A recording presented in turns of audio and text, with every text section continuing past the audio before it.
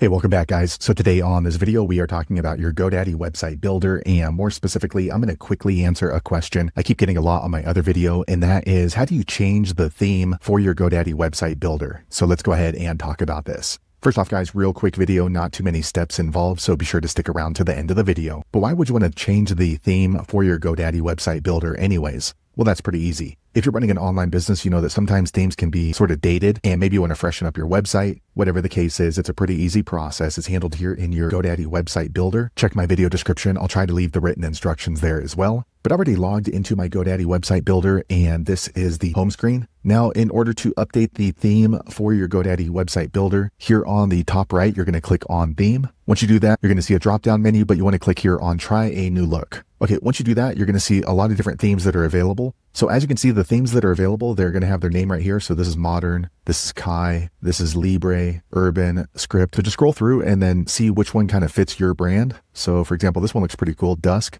So I'm going to click on it. Okay, now you can see it kind of changed everything around. So just scroll through it and make sure it looks good. If it looks good and you want to go ahead and continue to use that theme, make sure you publish up here on the top left. All right, choose which domain you're going to publish to.